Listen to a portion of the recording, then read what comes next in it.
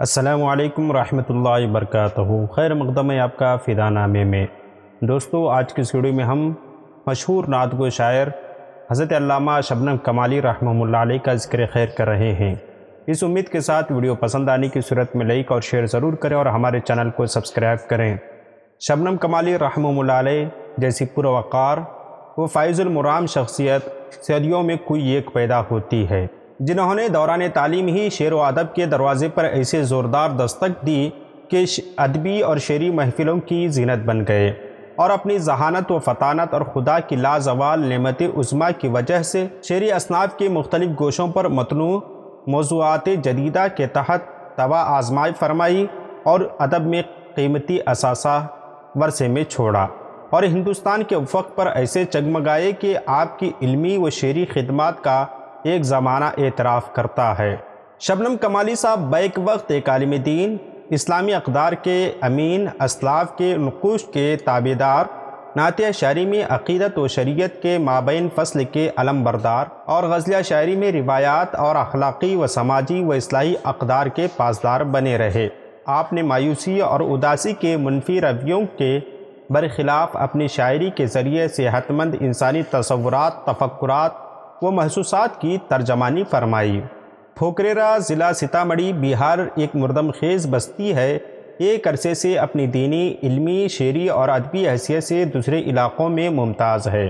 وہیں مولانا شبنم کمالی رحمہ اللہ علیہ نے 22 جولائی 1938 کی صبح آنکھیں کھولی۔ آپ کا نسب نامہ کچھ یوں ہے: شبنم کمالی ابن مولوی حسن رضا کمالی بن منشی عبدالحق بن شمشیر علی بن غلام حسین۔ آپ کی والدہ کا اسم گرامی اجر النساء اور آپ کے نانا کا نام شیخ معظم علی ابن کمال بخش ہے۔ شبنم کمالی صاحب کا اسم گرامی مصطفیٰ رضا تھا۔ آپ کے دادا منشی عبدالحق نے اعلیٰ حضرت امام احمد رضا خان فاضل بریلوی رحمہ اللہ علیہ کے چھوٹے صاحبزادے تاجدار اہل سنت حضور مفتی اعظم ہند علیہ رحمت رضوان کے نام پر حصول برکت کے لیے مصطفیٰ رضا رکھا تھا، اور کمالی کی نسبت حضرت مولانا سید ابو نصر محمد حمد اللہ کمال الدین صاحب سے ہے۔ ایک بار جب حضرت کمال الدین پھوکریرا تشریف لائے تو آپ کے دادا اپنے پوتے کو ساتھ لے کر حضرت کی بارگاہ میں اس غرض سے پہنچے کہ حضرت دعا فرمائیں۔ حضرت نے بطور شفقت اپنا دست مبارک شبنم کمالی رحمہ اللہ علیہ کے سر مبارک پر رکھا اور بہت سی دعائیں دی اور اپنے بیت میں داخل کروایا۔ اسی کے بعد سے شبنم کمالی رحمہ اللہ علیہ نے اپنے نام کے ساتھ کمالی کا اضافہ کر لیا اور وہ مصطفیٰ رضا کمالی لکھنے لگے۔ ایک عرصے کے بعد آپ نے صرف شبنم کمالی لکھنے لگے۔ شبنم کمالی کی ابتدائی تعلیم والد محترم کے زیر نگرانی تھی۔ جب آپ نے کچھ ہوش سنبھالا تو عربی تعلیم کے لیے مولوی الطاف حسین ہاتھوی سے درس لینے لگے۔ پھر باضابطہ مدرسے کی تعلیم کے بعد چھپرا کا رخت سفر باندھا، جہاں آپ نے مولانا نعیم الدین اور مولانا شاہ حبیب صاحب جیسے اساتذہ سے اکتساب علم و فن کرنے لگے۔ یہ سلسلہ ابھی چند مہینے تک جاری ہی تھا کہ 1947 کے فرقہ وارانہ فسادات سے پورا بہار لرز اٹھا۔ آپ کے والد ماجد اولاد کی محبت میں گھبرا کر چھپرا پہنچ گئے، اپنے بیٹے کو لے کر وطن واپس آئے، مگر تعلیم کا سلسلہ منقطع نہ ہوا اور مدرسہ نور الہدا میں درسیات کی تکمیل میں جٹ گئے۔ اس وقت تک آپ کا شعور کافی پختہ ہو چکا تھا، لہٰذا مدرسے کے اساتذہ سے کافی استفادہ کیا۔ کچھ دنوں کے بعد جب حالات بہتر ہوئے تو آپ مدرسہ عربیہ برہم پورہ میں عربی درجات میں داخل ہو گئے، جہاں آپ کو مولانا سید الزماں حمدوی کی شاگردگی و سرپرستی حاصل ہوئی۔ ان سے حتی المقدور استفادہ کیا اور مولانا آپ پر خصوصی نظر رکھتے تھے اور درسیات کے علاوہ دوسری کتابیں پڑھنے کے مواقع بھی فراہم کیا کرتے تھے، جس کی وجہ سے آپ کے مطالعے کا شوق بڑھنے لگا۔ اسی اثنا میں 1949 میں مدرسہ ایجوکیشن بورڈ پٹنہ سے فوقانیہ کے امتحان میں نمایاں نمبروں سے کامیابی حاصل کی۔ فوقانیہ کے بعد درجہ مولی یعنی اعلیٰ تعلیم کے لیے مدرسہ حمیدیہ قلعہ گھاٹ دربھنگہ میں داخل ہوئے۔ یہیں سے انہوں نے 1951 میں مولی امتیازی نمبروں سے پاس کیا اور 1953 میں عالم کا امتحان لکھا۔ اسی سال ضلع اسکول دربھنگہ سے میٹرک کا امتحان بھی پاس کیا۔ عالم کے بعد مدرسہ عزیزیہ بہار شریف میں داخلہ لیا، جہاں آپ فاضل حدیث کے طالب علم تھے۔ 1955 میں فاضل حدیث اور 1958 میں فاضل فارسی کی سند سے سرفراز کیے گئے، اور مولانا عبد المتین بہاری سہروردی شیخ الحدیث، مولانا محمد یوسف رمضان پوری، مولانا عبداللہ ادیب بہاری جیسے جلیل القدر علماء سے آپ نے اکتساب علم و فن کیا۔ شبنم کمالی رحمہ اللہ علیہ کی زندگی تقوی و طہارت سے عبارت تھی۔ آپ کا مزاج درویشانہ تھا، سادہ زندگی گزارنا پسند فرمایا کرتے تھے، شرعی اصول کے پابند تھے۔ آپ نے کبھی کوئی غیر شرعی حرکت یا بات نہیں پسند کی، ہمیشہ اچھی تعلیم دیتے رہے، خود بھی شرعی ضابطوں کی پابندی کرتے تھے اور سبھی اولاد کو دینی تعلیم سے آراستہ کیا اور گھر کے ماحول کو خالص علمی و مذہبی اور شرعی رنگ سے منور کیا۔ غرض کہ آپ کی زندگی بیک وقت تقوی و طہارت، عبادت و ریاضت، اخلاص و عقیدت، اخلاق و مروت، شفقت و مروت، شفقت و محبت، جود و سخاوت، اتباع شریعت، لطافت طبیعت، بزرگان دین سے الفت و محبت، خودداری و امانت، صبر و قناعت، درد دل، سوز جگر، پاکیزگی زبان اور دیگر اوصاف جمیلہ اور صفات حمیدہ سے مزین تھی۔ شبنم کمالی رحمہ اللہ علیہ مہمان نواز اور خوش مزاج بھی تھے، ہر قسم کے طمطراق و تکبر سے ہمیشہ دور رہے۔ آپ کی شخصیت ہر پہلو سے پرکشش اور دل نواز تھی۔ اپنے اخلاق و عادات، کردار و گفتار اور رواداری و سیر چشمی اور علم و مروت کے لحاظ سے وہ اسلاف کا نمونہ تھے۔ نمود و نمائش سے دور کا بھی واسطہ نہ تھا، ملنے جلنے والوں پر اپنی قابلیت، علمیت و افضلیت و صلاحیت کا رعب و دبدبہ کبھی ظاہر نہیں ہونے دیتے تھے۔ شبنم کمالی رحمہ اللہ علیہ نے درس و تدریس کا سلسلہ زمانِ طالب علمی ہی میں شروع کر دیا تھا، لیکن فضیلت کے بعد ذریعہ معاش کے طور پر باضابطہ طور پر تدریس کا آغاز مدرسہ اسلامیہ مظہر العلوم چھتوا سے کیا۔ یہاں 1955 سے 1960 تک درس و تدریس کی خدمات انجام دیتے رہے۔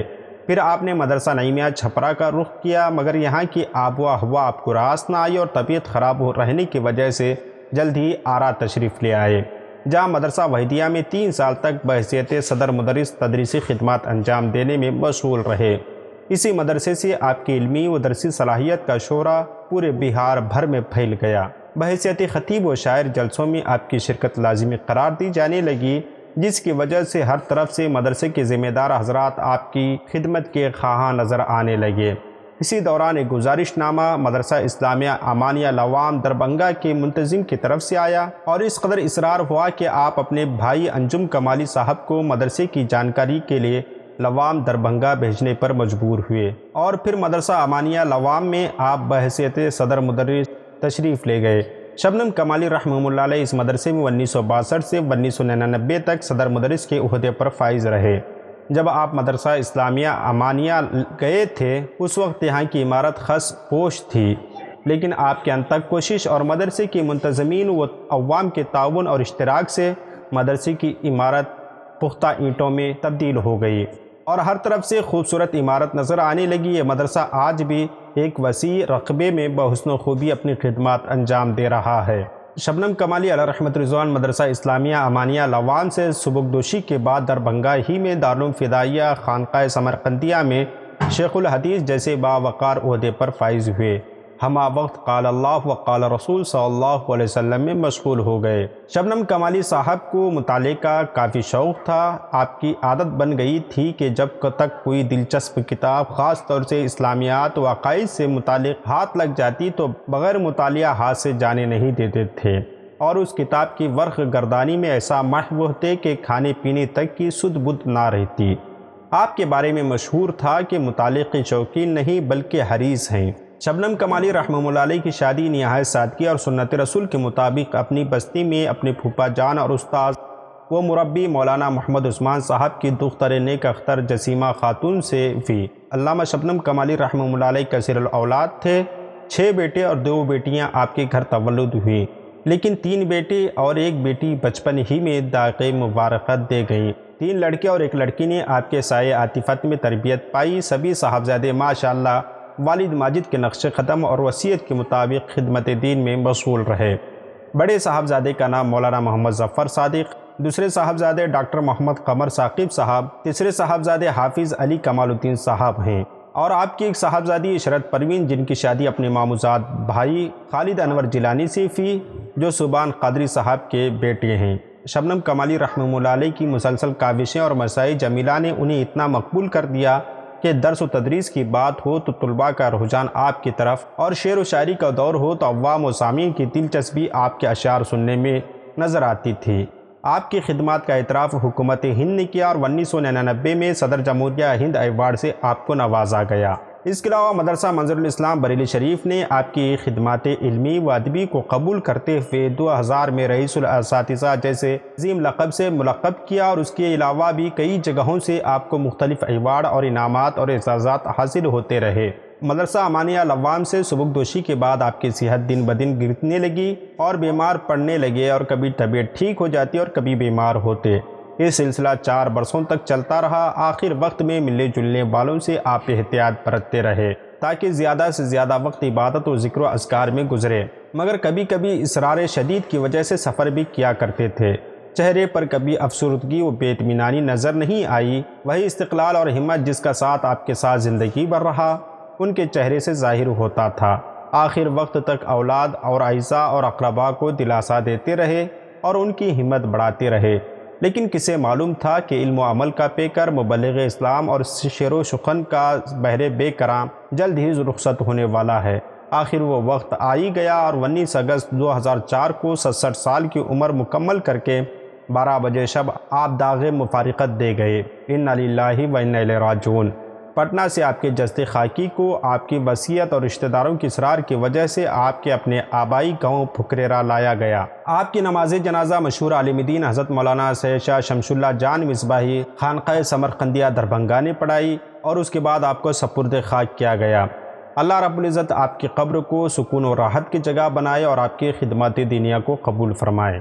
علامہ شبنم کمالی رحمہ اللہ علیہ کے بے شمار اشعار ہمیں بھی پسند ہیں۔ علامہ شبنم کمالی رحمہ اللہ علیہ میرے پسندیدہ شعراء میں سے رہے ہیں۔ آپ کا ایک مصرع میرے ذہن میں ابھی آ رہا ہے، وہ شہد کے دھوکے میں زہر حلال لے گیا۔ یقیناً علامہ شبنم کمالی کی زندگی کو چند منٹ کی ویڈیو میں بیان نہیں کیا جا سکتا۔ علامہ شبنم کمالی کے حوالے سے آپ مزید جاننے کے لیے علامہ شبنم کمالی حیات و خدمات رقم کردہ ڈاکٹر محمد قمر الدین نانپاروی کا ضرور مطالعہ کریں۔ اس کتاب کا ڈاؤن لوڈ لنک ہم آپ کو ڈسکرپشن میں دے رہے ہیں۔ ملتے ہیں اگلی ویڈیو میں، تب تک آپ اپنا اور اپنے پیاروں کا خاص خیال رکھیں۔ ویڈیو پسند آنے کی صورت میں لائک اور شیئر ضرور کریں۔ السلام علیکم۔